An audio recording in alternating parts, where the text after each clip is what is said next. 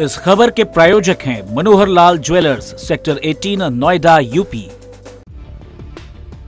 UP के हाथरस जिले के सिकंदराबाद में सत्संग के बाद हुई भगदड़ में 121 लोगों की मौत के बाद आज सीएम योगी आदित्यनाथ जिले का दौरा करने पहुंचे। घायलों से मुलाकात के बाद सीएम ने प्रेस कॉन्फ्रेंस की। योगी ने हाथरस घटना के पीछे साजिश की आशंका जताई है। सीएम ने कहा कि पूरे मामले की न्यायिक जांच कराई जाएगी। घायलों से हुई बातचीत के बाद सीएम योगी ने बताया कि हादसा कार्यक्रम के बाद हुआ।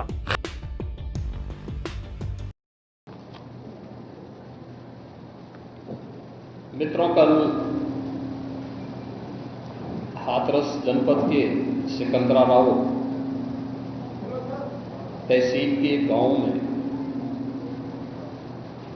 एक दुखद और दर्दनाक घटना अपराह्न में घटित हुई।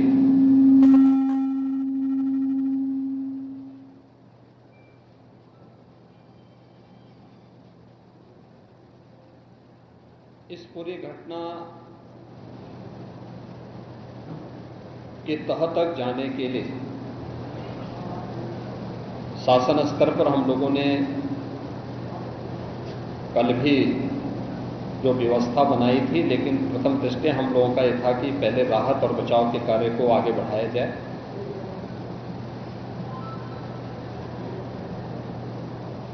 इस पूरी जो अभी हादसा है, इस हादसे में 121 श्रद्धालुओं की मृत्यु हुई, जो उत्तर प्रदेश के साथ साथ हरियाणा, राजस्थान और मध्य प्रदेश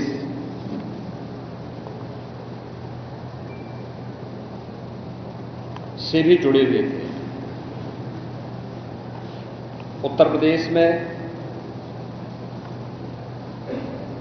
हाथरस, बदायूं, कासगंज, अलीगढ़, एटा, ललितपुर, शाहजहांपुर, आगरा, फिरोजाबाद, गौतम बुद्ध नगर, मथुरा, औरैया, बुलंदशहर, पीलीभीत, संभल और लखीमपुर खीरी, इन 16 जनपदों के भी कुछ श्रद्धालु जन थे जो इस हादसे के शिकार हुए हैं।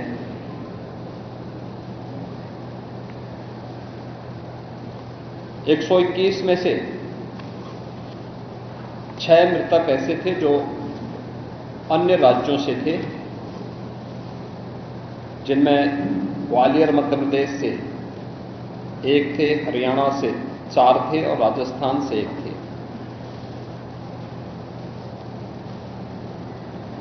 हाथरस के जिला हॉस्पिटल में मैंने जो घायल हैं,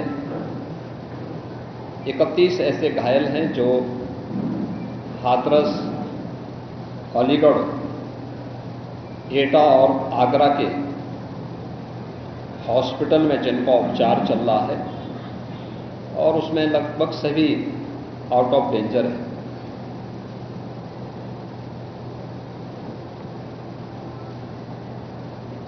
हादसे के बारे में जो वहां के चश्मदीद हैं, जो इस घटना के शिकार हुए थे, गंभीर रूप से घायल हो गए थे, उनमें से ज्यादातर जो लोग हैं जिनसे आज मैंने बातचीत भी किया है, वे सभी इस बात को बोलते हैं कि हादसा कार्यक्रम के उपरांत जब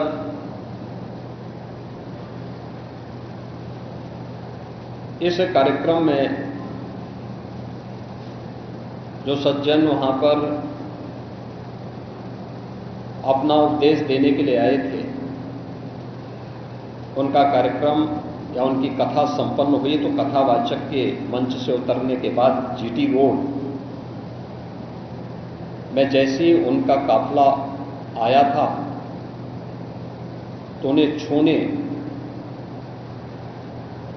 के लिए जब महिलाओं का एक दल उधर बढ़ा, उनके पीछे पीछे भीड़ गई और इसी के बाद वे एक दूसरे के ऊपर चढ़ते गए। सेवादार भी लोगों को धक्का देते रहे, जिसके कारण दोनों ओर, जीटी रोड के दोनों ओर और जीटी रोड के अंदर भी ये सब हादसा वहां पर होता हुआ दिखाई दिया। इसका सबसे दुखद पहलू यह था कि इस प्रकार के आयोजन में जो सेवादार प्रशासन को अंदर घुसने नहीं देते, दुर्घटना होने के तत्काल बाद या दुर्घटना के दौरान प्रारंभिक रूप में इन्होंने पहले वहां पर इस मामले को दबाने का प्रयास किया, लेकिन जब उन्हें प्रशासन ने हॉस्पिटल ले जाने की कार्रवाई प्रारंभ की तो इनमें ज्यादातर सेवादार वहां से भाग गए। इस पूरी घटनाक्रम के लिए हम लोगों ने एडीजी आगरा की अध्यक्षता में एक एसआईटी गठित की है, जिसने अपनी प्रारंभिक रिपोर्ट दी है और इस घटना की तह में जाने के लिए उनसे कहा गया है। बहुत सारे ऐसे पहलू हैं जिन पर जांच होनी बहुत आवश्यक है।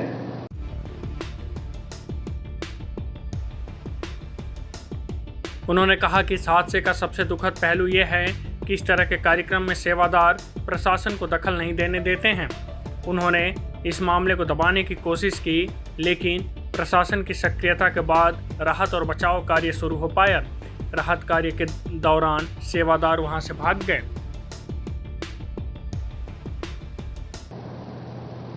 आयोजकों को पूछताछ के लिए बुलाना, घटना के बारे में, हादसे के कारणों के बारे में उनसे भी पूछताछ करना और फिर घटना की लापरवाही और जिम्मेदारों की जवाबदेही भी इसके लिए तय करना, जिसके लिए पहले से ही एफआईआर यहां पे दर्ज हो चुकी है। इसके लिए कार्रवाई आगे बढ़ रही है। हम लोग इस बात को किसी भी प्रकार से डिनाई नहीं कर सकते कि इस प्रकार की घटना केवल एक हादसा नहीं होता है। अगर हादसा भी है तो उसके पीछे कौन जिम्मेदार है, और अगर वह घटना घटित हुई है तो इसके पीछे हादसा नहीं तो साजिश किसकी है, कौन इसके पीछे है। इन सभी पहलुओं को लेकर के राज्य सरकार ने तय किया है कि हम इसका एक जुडिशियल इंक्वायरी भी करवाएंगे।